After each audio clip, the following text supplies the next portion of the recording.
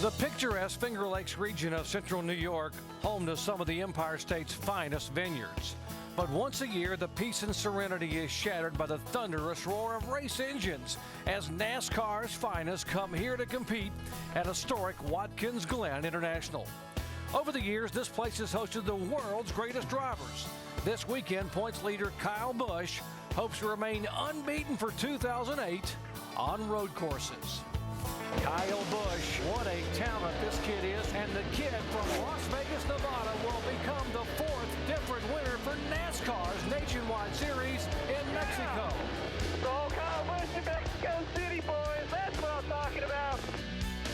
Checkered flag in the air for Kyle Busch. He wins at Sonoma.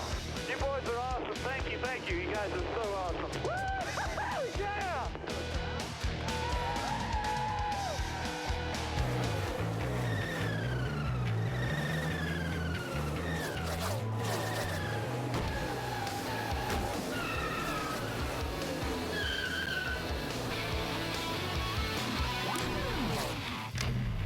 ESPN welcomes you live to our NASCAR Sprint Cup coverage of final practice. You know it is happy hour. The final time the NASCAR Sprint Cup Series cars will be on the track before the race at 1 o'clock tomorrow. Speaking of schedules, coming up next on ABC, live NASCAR Nationwide Series action. How about Dario Franchitti and Robbie Gordon on the front row? What a great race that should be. Coming up tonight, 6 o'clock Eastern time, it is Scott Dixon on the pole for the IndyCar 300 at Kentucky.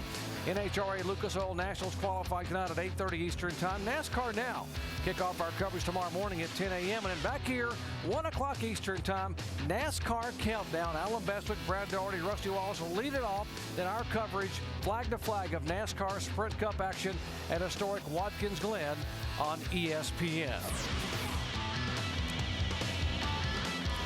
21 of 36 races are in the books, and points leader is this guy, Kyle Busch, 176-point lead over Dale Earnhardt Jr., Carl Edwards, and Jimmy Johnson, although Johnson, Edwards, and Earnhardt are starting to close in here with just 5 races to go in the race for the chase. Speaking of Jimmy Johnson, let's go down to the garage area. Here's Jamie Little.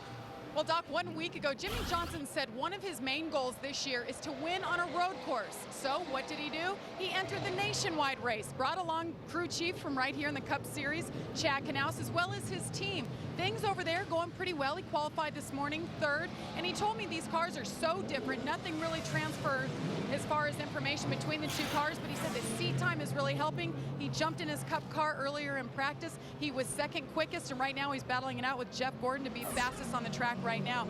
So we're going to follow along with Jimmy Johnson as he makes fine-tuned adjustments for this final happy hour practice in Cup, and see if he can win his first Cup race this weekend. Let's go over to Dave, who's going to talk about a road course ringer.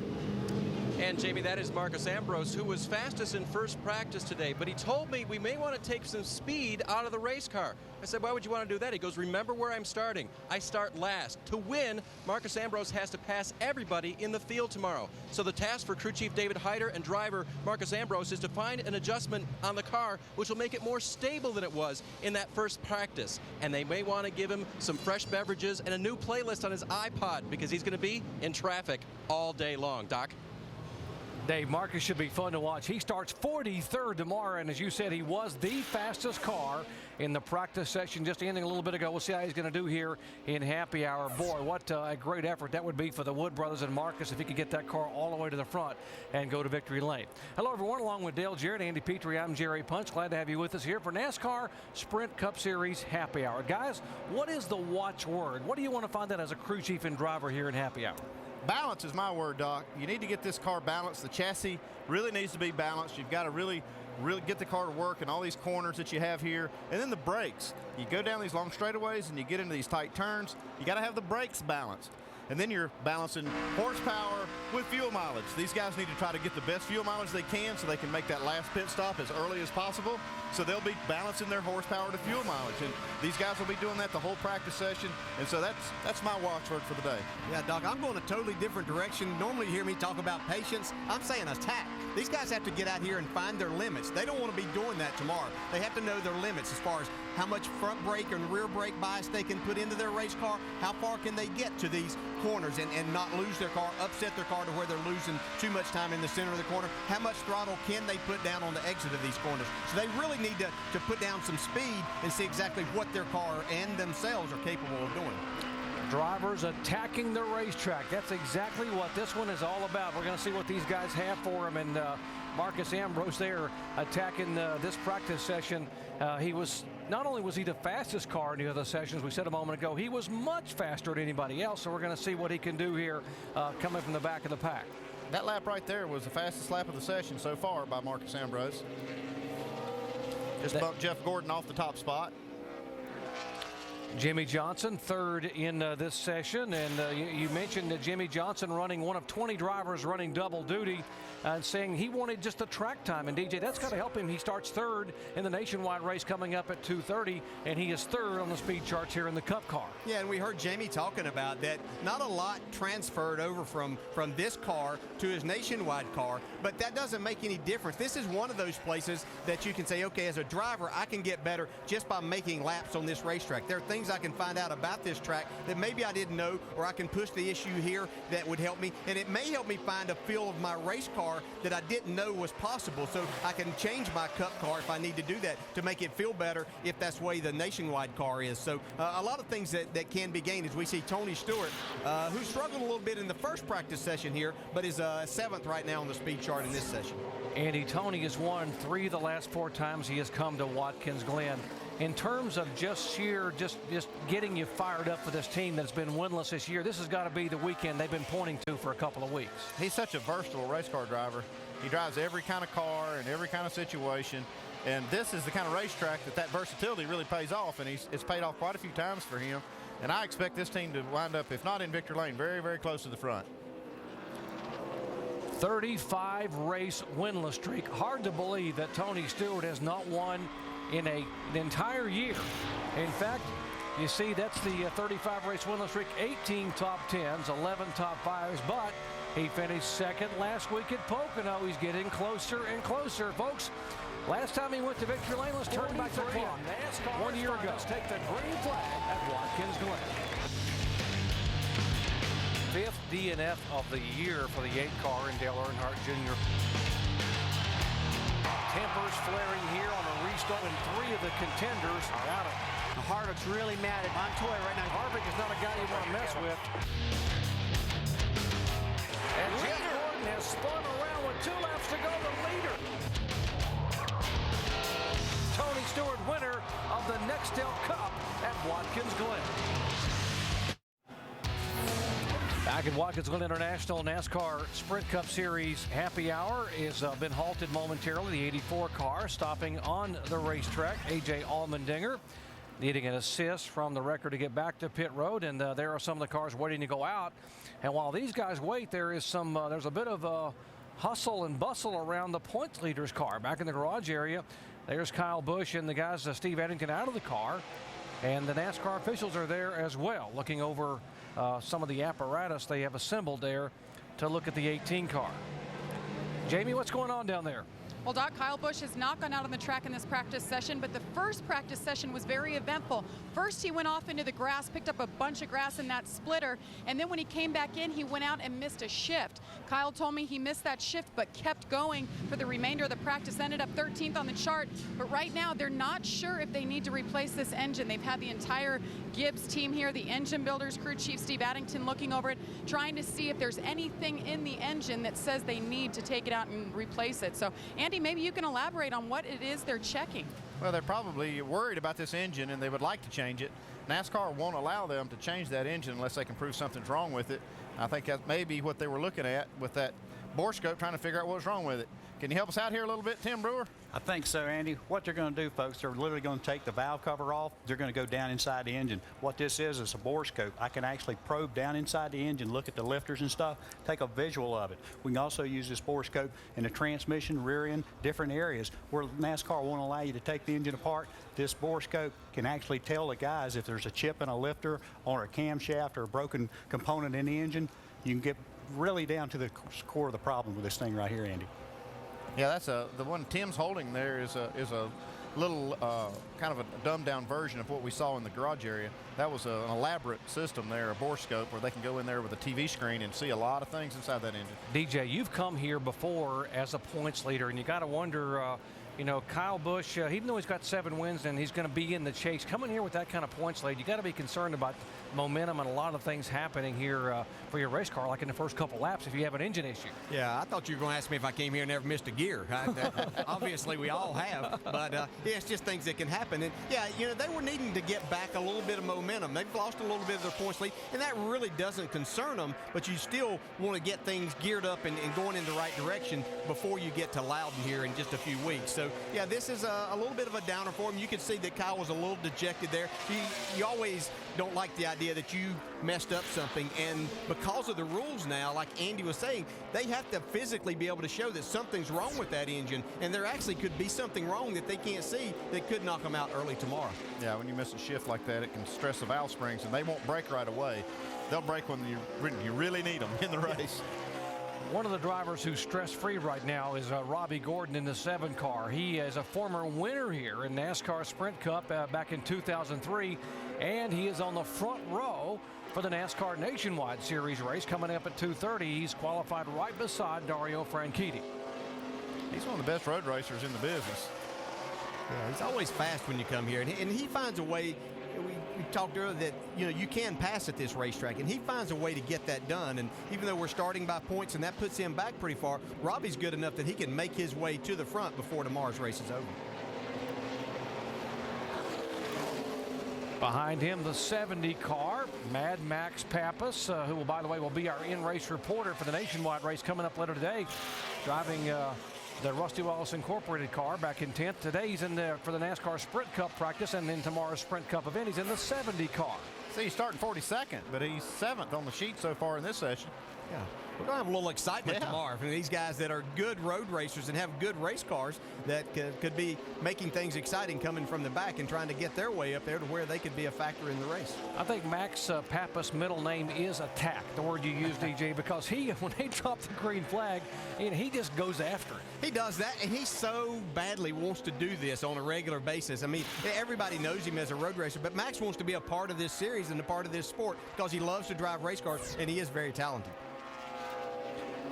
Marcus Ambrose. What a special story and special weekend this could be for this driver. Dave? Yeah, if you've been looking at the ticker on the top there, Doc, you see how much he's backed off and gotten speed out of that race car, haven't you? Still first on the chart right now. Thank you, DJ. He's very quick out there. Happy with the back of the car right now. That was about where he wanted it. But the front of the car was looking for some grip up there. So they worked on the shocks a little bit, and they took some packers out of those, which is a technical term that Brewer can help us with at some point, I'm sure. But they want to change it. Little adjustments on there to give him a little more front grip in the front of that car, but don't mess with the back of it right now. Yeah, you're exactly right, Dave. He's backed off. He's only 2/10 better than the rest of the field this session, so they've really backed that speed off. But yeah, you're exactly right. I mean, just small things like that they're doing that's actually probably going to help him when he gets to race conditions and making this thing run and the tires last. Road racing ringers that are here. Boris Said looked to be a contender, but he's had some issues here driving. He's actually in the 45 car, subbing for Kyle Petty. Doing a little grading while he's out there. That's the way you get back out of that gravel, is you just have to stay in the throttle and then drag all these rocks back out on the track. Yeah, that's the main thing. We see the whole front there filled up. That's a lot of rock. The good thing is with this car, that splitter can double as a snow plow in the wintertime or a gravel plow if need be here in the gravel pits at Watkins Glen.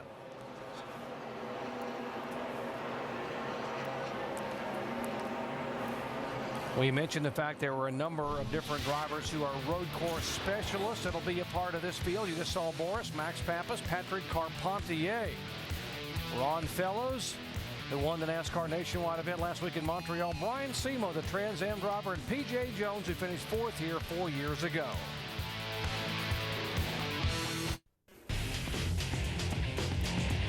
Road racers extraordinaire. They love coming to NASCAR, and they love coming to Watkins Glen because it gives them a chance to showcase their skills against the best stock car drivers in the world. You'll be able to see all of that and more. Our live flag-to-flag coverage beginning tomorrow at 1 o'clock Eastern Time with NASCAR Countdown. Alan Bestwick, Brad Daugherty, and two-time Watkins Glen winner Rusty Wallace will set the stage. And then we'll have 90 laps of NASCAR Sprint Cup Series action on ESPN, 1 o'clock Eastern Time. This is not a good sign for David Reagan. Obviously, he's had contact and heavily damaged the right side of his Ford over there against the Armco barrier. He's hit something pretty hard here. Wow, that's really hard. David trying to gets the window net down, indicating he's okay. Oh, there's a hard impact. Yeah, that's softened up by those tires over there, that tire wall. It still did a lot of damage to the car. We had talked to him a number of times, and he was talking about how important We need a backup car. this race 10-4. was to his chances of hoping to work his way into the chase. Yeah, I talked to him last week. He said if he could just make it through Pocono and Watkins Glen without losing too much ground, he felt pretty good about making the chase or having a chance to. This is a blow for sure right here. Yeah, David Reagan came in 14th in the point standings, just 46 points out of 12th position. Now they'll have to go to the backup car, and he will start at the back of the pack. He's going to get it back to the garage area. Not very pretty. No, that's a driver being mad and stubborn right there, because you know if you don't drive it back that you have to go to the infield care center, and last thing he's thinking about right now is not wanting to have to do that. He's hoping that he can get in his backup car and make a couple of laps. Plus the fact that he's going to be driving in the nationwide race at 2:30 today. He needs to be able to get this car. I'm sure he wanted to get this car tuned up and dialed in and get out and say, okay, put it aside and get ready to race here in the nationwide race. Well, they're going to put it aside. Yeah, definitely going to do that. That part they will do, yeah. We mentioned the blow this could be right now. Of course, it doesn't affect what's going to happen in the race. He still has a shot to go to the back of the pack in a backup car, but that's where he was. And having gained 56 points over the last 3 races, moving in on Matt Kenseth, and of course a 12th place Clint Boyer. What he needs is a good solid race tomorrow. Stay on the racetrack and just take what he can get, and not have something like this happen. And maybe he can get some good luck from somebody else doing this tomorrow. Yeah, make the most of what strategies they can use and make everything happen tomorrow and come out of here in a decent way. And you never know what can happen with other guys. So, let's talk about the great job that he's done all year to get himself in this position with that race team. They've really done a terrific job, and he's been very impressive on the racetrack in just his second year in this series. He certainly has, to get himself to be in contention for the chase. Now here, Andy, if you're a crew chief, you don't like what happened to David Reagan, obviously, but this is what you really don't want to see, is the fact that what little track time you thought you might have before the nationwide race being taken up by repairs to the course. This time's very valuable, and that's one of the drawbacks and the pitfalls of road course practice, is that when somebody runs off the track, they have to go out there and fix all these things, and you end up losing a lot of track time because of incidents out there on the track. They need to get this fixed, so this is kind of a dangerous spot, and they need to protect these cars and drivers. While we are in a break and they're working on the racetrack, let's update the 18 car. We saw they had the borescope down there trying to look in the engine, and he's been back on the track. Jamie, what's going on with Kyle Busch? Well, there were a lot of unhappy campers down here in the 18 pit, but I asked Steve Addington, crew chief for Kyle Busch, what was going on, and he said, we had to check everything out. NASCAR came over and talked to us, and we opted to stick with the engine we had. We're not going to swap it out. We're going to go out. We should be okay. So that was the good news, but once Kyle got out there, of course, the full course caution. So they are very eager at this point to get out there and run some laps and make sure all is okay with that points leader in the 18. Kyle Busch thinking about what might be going on inside the engine. Hopefully nothing, but they won't know till they can get back on the racetrack. And here's David Reagan, and got to believe he's thinking about how in the world did that happen to my good Cup car. Now I got to go to a backup car, and in less than an hour I got to go race a nationwide car. What a day. Back in a moment. Historic Watkins Glen International, the beautiful Finger Lakes region of central New York. It's wine country up here. A lot of vineyards in and around this racetrack, where NASCAR has been coming since the mid-50s. In fact, Buck Baker sat on the pole and won in a Chevrolet in 57. Billy Wade the same in 64, driving for Bud Moore. And in 1965, the Wood brothers Ford won here with Marvin Patch. A lot of people say, you know, how special would it be if the Wood brothers could get their Ford to victory lane here on Sunday with one Marcus Ambrose. There's the backup car for David Reagan. Speaking of Fords, getting out and getting prepared. Dave? And Doc, that car just came from this hauler right here, came from the top, and they've already put the lid back up, or the lift back up, so the crew members can come back and forth and put some components on that race car. You were in that car. Sorry to say, David, what happened out there? Well, it's certainly just a mistake on my behalf, getting a little more comfortable lap after lap. I think we just turned our fastest lap of the weekend, and, you know, just a little too aggressive coming out of the chicane there. Got free, got loose, locked up the brakes, and just didn't have much run off there before we hit the wall. And you're knowing what this weekend is all about as you head toward the chase. Yeah, I mean, I'm just going to have to go out and run a perfect race. Certainly, this is going to, you know, damper our starting spot and some track position early on. But, you know, I've still got a lot of confidence in our AAA team, and we can make some provisions and make some different calls in pit road, and hopefully still get out here with a good top 15 finish. We've got a good car. It's a good, solid team. This is a car that we've run before, so it's not a good thing, but we can overcome it. All right, thanks for the time. Glad he's okay. And guys, as you know, they pull out that backup car. Most of the time, it's fairly close. But the big thing David pointed out, starting position changes a lot. It does, but he seems like he's really got his feet planted firmly on the ground and understands what he's got to do. And he certainly has gotten it done. As Dale Jarrett said, this young man has done extremely well to get here. 3 top 10 finishes, including 2 top 5s in the past 4 outings. A 5th at Pocono, putting him in position to even have a shot at getting in the chase.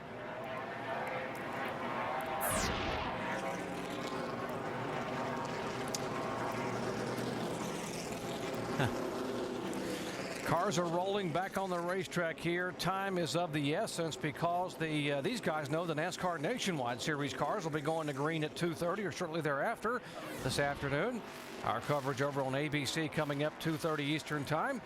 Meanwhile, these guys who didn't get any practice at all yesterday having to cram a lot in one day here at Watkins Glen. And we see Matt Kenseth and then our pole and our points leader, Kyle Busch, right behind him. But obviously a big weekend for both of those. Matt Kenseth sitting just outside the top 12. He needs a good run, a good finish. You know, they don't necessarily have to win this race or be in the top 5, but he needs a good points day.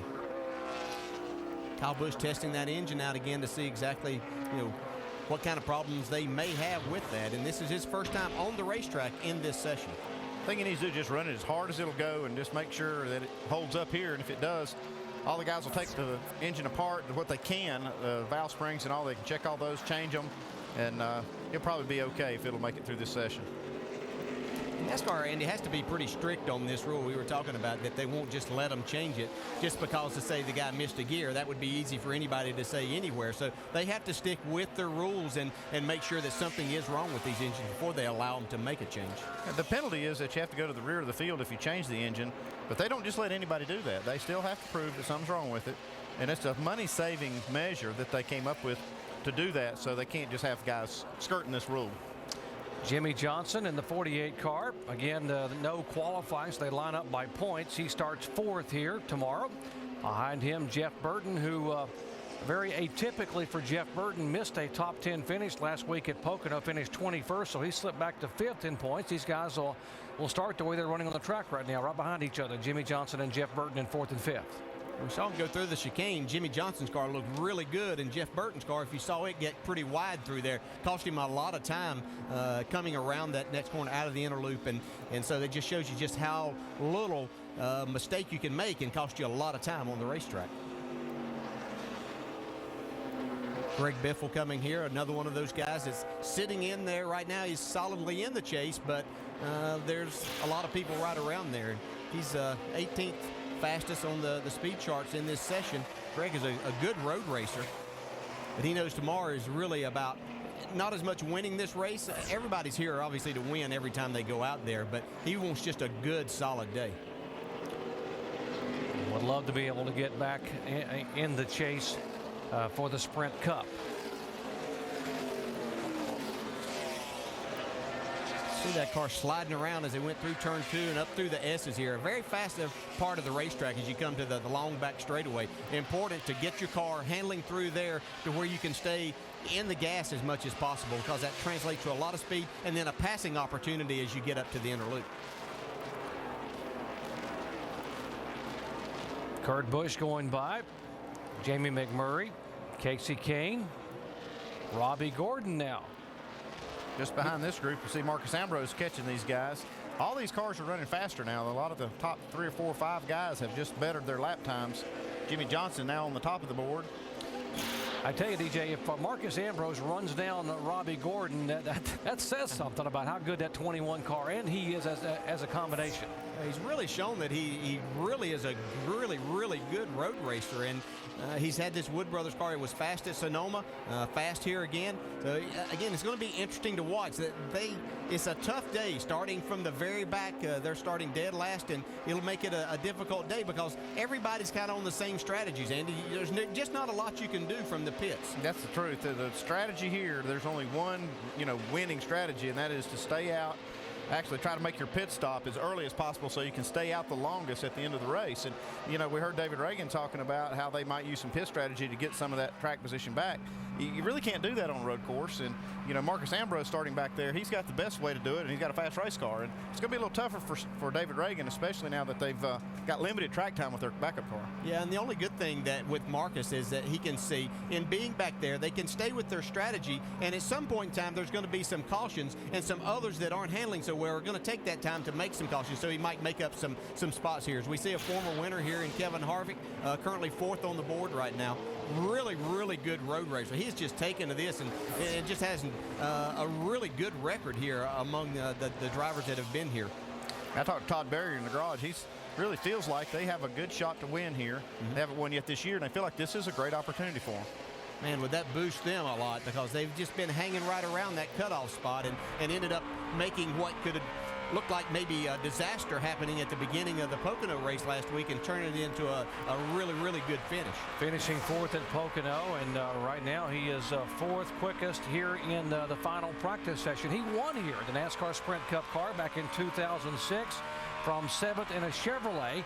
Last year he won the NASCAR Nationwide Series race on Saturday and thought he might have had a good enough car to win on Sunday in the NASCAR Sprint Cup race, but it wasn't to be because of an incident on the track.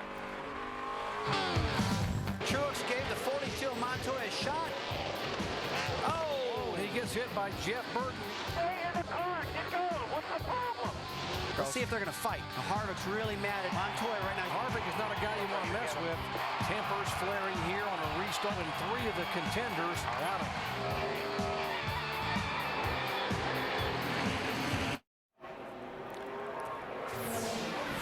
NASCAR Sprint Cup Series happy hour ongoing here at historic Watkins Glen International. At the top of the speed charts now, Jimmy Johnson, Robbie Gordon is 2nd quickest, Marcus Ambrose, Kevin Harvick, Jeff Gordon, and Tony Stewart in the top 6, and Earnhardt Jr., Hamlin, Ryan Newman, and Elliott Sadler rounding out the top 10. Tony Stewart won it a year ago, has won 4 times in the last 6 races. Still looking for win number 1 in 2008. Jeff Gordon likewise also looking to win. Been 25 races since he's gone to victory lane. Jeff Gordon, a 4-time winner at Watkins Glen.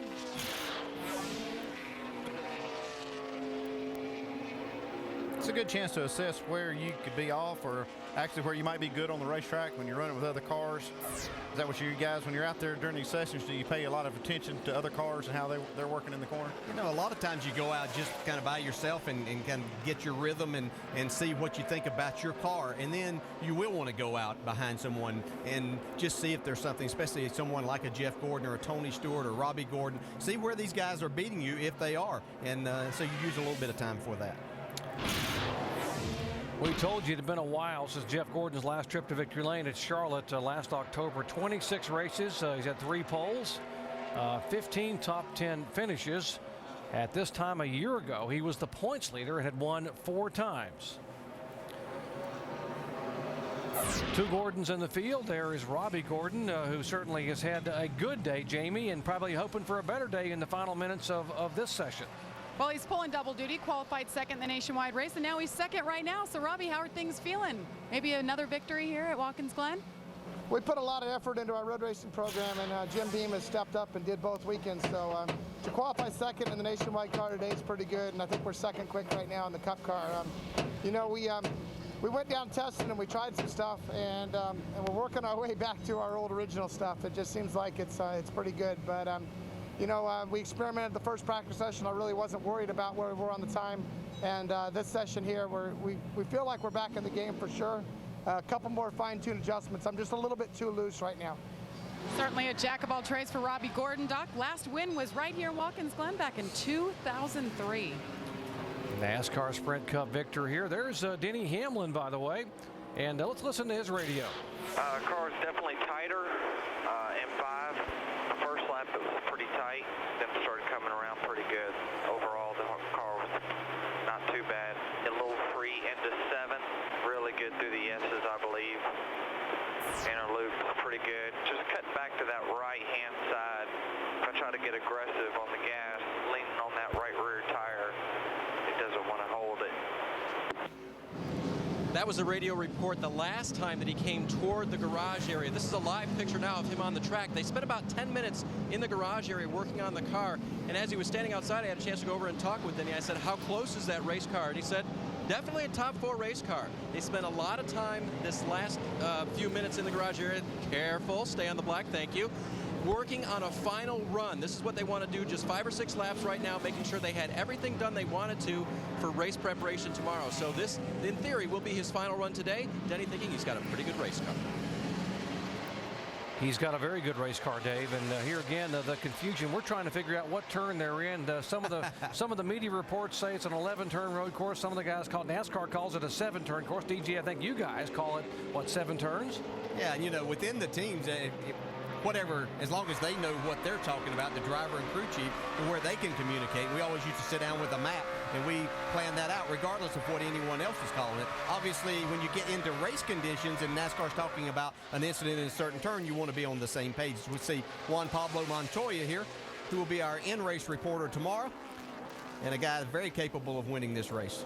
Won at Infineon last year in only his 17th start, and the guy behind him is no slouch, a 00, Michael McDowell, who won at Mexico City in the Grand Am a couple of years ago, and they put him in the open wheel kart race. He finished in the top 10. So this kid McDowell, although he's just learning to be an oval track racer, is an accomplished road racer, as shown by the fact that he's hanging right with him, Andy. He hadn't lost any ground at all to this 42. But this session here, Juan Pablo Montoya's car is not quite as good as it was in the first session. He's down there around 21st right now. And these guys are trying to make it a little bit better. If you'd like to ask Juan Pablo Montoya a question during tomorrow's pre-race, since he will be our in-race reporter, go on to ESPN.com, keyword Ask the Driver, and maybe you can get your question answered by Juan Pablo Montoya. Dale Jarrett will ask one of our questions, and we will select one of your questions from the mailbag. Maybe you can talk to Juan Pablo and find out how the big red machine's going to do here at Watkins Glen. We visited with him yesterday in the pit studio, and he seemed very, very upbeat about how good this car was, and I think and how confident he was about what might happen here tomorrow. He was excited about his chances. You could tell he really likes the challenge that this racetrack presents for him, and see him in behind Ron Fellas in the 01 car. I think he let Ron go there actually as they came out of the pits, just to get behind him and get a feel for maybe what Ron does here that could help him out. The other thing these guys are doing is seeing how their car acts in traffic. That's one thing, this new car, it acts a lot different in traffic than the old car did, and they're trying to figure out exactly how their setup is working with a lot of cars around you. 3 road racers right together here. Good idea of some of the road course ringers. You got Ron Fellows here in the first car, Montoya there behind him in the Dodge, and Boris said driving subbing for Kyle Petty there in the 45. These guys, you talk about road racing experience, these 3 guys here have it. They do. If they're not careful, the other guys will get mad. They're out there working together, teaming up on them, trying to learn and not letting others learn from them. Montoya gets a little wide right there. Yeah, and that's the place, if you get wide, you just kind of have to get out of the throttle because there's no grip outside of that basically one groove that's up through there. That's a concrete strip that you see on the inside in the groove, and once you get out of that into the asphalt, it just kind of goes away on you. Seriously fast, yeah, because you're going up through there extremely fast, and yeah, you just lose all the grip. Final minutes of happy hour. Final practice for the NASCAR Sprint Cup Series cars. Jimmy Johnson still at the top of the speed charts. NASCAR Sprint Cup action coming your way tomorrow, 1 o'clock Eastern time. Could Jeff Gordon, Tony Stewart, one of these guys get back into victory lane where they haven't been in 2008? Who will it be? Coverage begins 1 o'clock Eastern time with NASCAR Countdown. Alan Bessick, Brad Daugherty, Rusty Wallace, a two-time winner. And then, of course, our live flag-to-flag coverage here at Watkins Glen.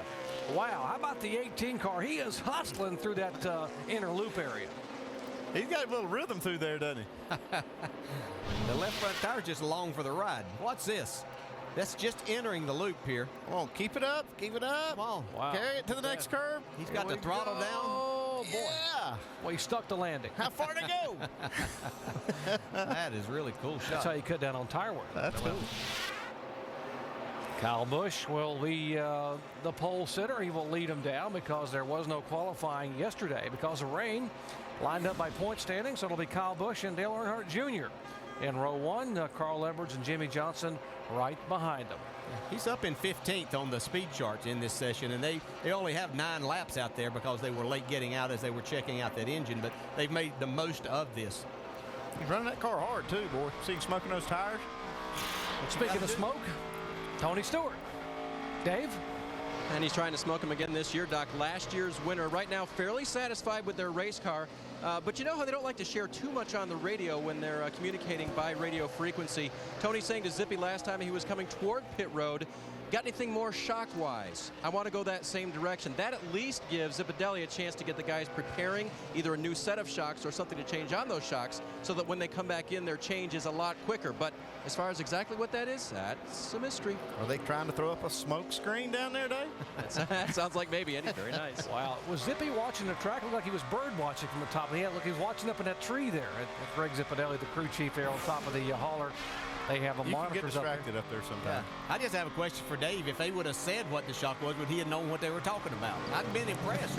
DJ, I would have done at least this for you. I would have repeated it verbatim. Okay, gotcha. Either that or word for word one. Yeah, one of the two. This is where Tony Stewart is so good up through that. And we see David Reagan and his crew's done a fantastic job. His crew's done a great job getting him back out on the racetrack in the backup, Andy. They're saying, be careful. That's the last car we got now. Just a few more minutes of practice, and we don't want to mess it up. Just see what you got. Jimmy Finnig, the veteran crew chief, had this one all ready to go. Springs there. That's one of the keys. Not only you got to have the regular car, Andy, you got to have the backup car ready to roll off and race. And especially when it's a road race car, because so many things are different. You got to have everything right and everything ready to go. And they evidently did, because they got him right back out on the track. 31 car, Jeff Burton trying to get down inside Reed Sorensen. We'll see a little bit of that later today and all day tomorrow. Yeah, that is one of the biggest passing opportunities on the racetrack is getting down into turn 1, out braking the other guys. It's a little risky sometimes, though. It is risky, but it is a perfect place, and the thing is, everybody knows that too. So that's where the blocking begins and trying to hold somebody back. Flags out. Plug check, please. Okay, plug check. They mean just shut the engine off, cut it clean from full throttle, and they'll come in and take the spark plugs out, and they'll get an expert to look at those and see how the engine's working. Rodney Wise waving the red and black flag down there, indicating that it is done. The next time these cars will be cranked up and roll was when we get set for the NASCAR Sprint Cup race here at 1 o'clock on Sunday. Michael Waltrip coming by in his Toyota. See Carl Edwards. P.J. Jones in the 96 car just coming down pit road. They said plug check. Tim Brewer, what are they talking about checking the plugs? Hey, like Andy alluded to a while ago, hey, when they're running wide open down that back stretch, they're going to cut that engine off at maximum RPM. They're going to come in here, remove all the spark plugs, put them in this rack, and that's going to give the engine tuner an opportunity to go in and look and see what the fuel's burning. The distribution, he's going to look at the timing, make sure that everything is just like he wants that thing tuned up for tomorrow to get maximum horsepower as well as fuel mileage. Andy? When I said we're going to get an expert to look at it, I didn't know it was going to be you, bro. Atta boy, Andy. Keep leaning in that direction. You guys go to neutral corners until it's time to race. The 19 car, Elliott Sadler climbing down. Here's the 38, David Gilliland. Boy, what a great run this Yates team had at Infineon, where he finished second. His career best finish, and they would like to duplicate that here. And here is David Reagan, doesn't realize the practice is over, and they're trying to get his attention with those big waving yellow flags. Well, they actually throw the flag at the start-finish line. Most times, drivers know that's coming out. They'll just come in the garage that lap. They don't require you to come in until after you've passed that line. We just joined our coverage. Here's what happened to David Reagan. Heavy impact into the tire barrier. The tires gave, and so did the right side of his Ford Fusion. Had to get it back to the garage area. Fortunately, the guys back in the garage had the backup car ready to rock and roll. They unloaded it. That's when you're sponsored by AAA. You know you got to go in a minute to be ready to recover. He fought the wall, and the wall won. David Reagan got back on the track for just a few laps. We'll wrap up happy hour when we come back in just a moment.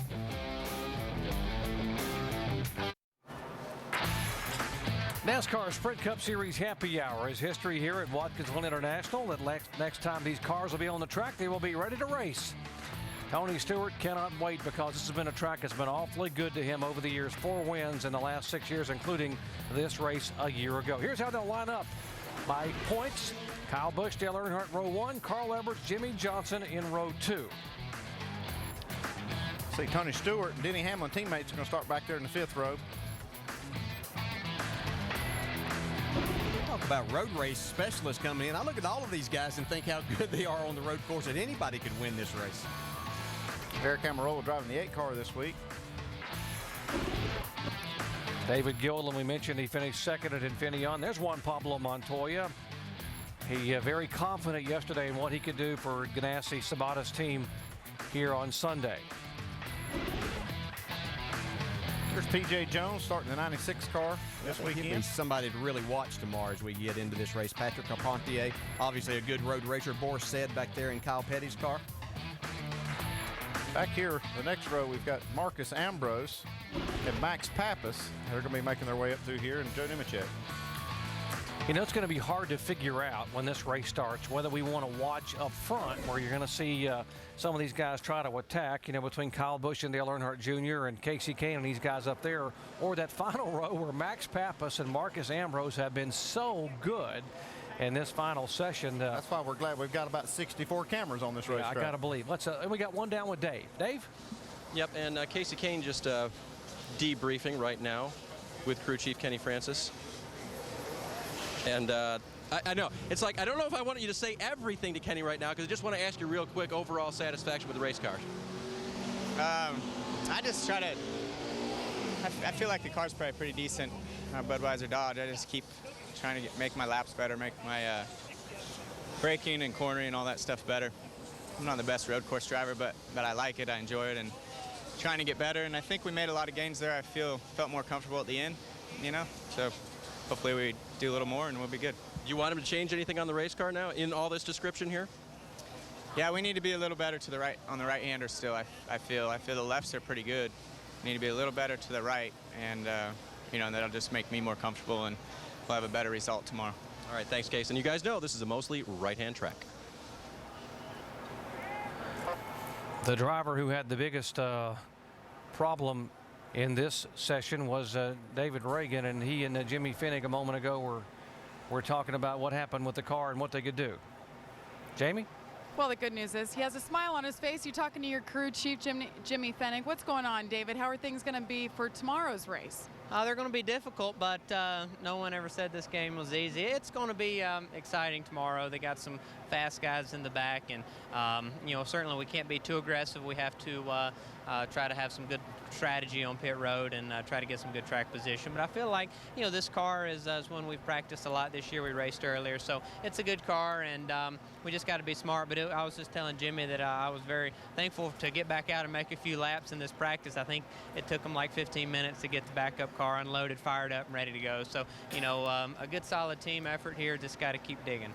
Getting put to the test today. David, how hard is it for a driver like yourself to go out there, go through what you did, wrecking your primary car, coming back, and now having to think about the nationwide race that's coming up in just about a half hour? Well, we just got to put a positive spin on things. You know, certainly that's not a good thing that just happened, but we have to learn from it. And you know, these guys, they're going to do a good job getting our other AAA Ford ready. But you know, just got to learn some more from today's race. We didn't get a good qualifying effort in for the nationwide race, so you just got to go out and see where we can pass. You know, play the pit strategy. The races are actually really close together in distance, so hopefully we can learn something from today that'll carry over tomorrow to a good solid finish. All right, Doc, we'll see David Reagan when he makes his way to the 6.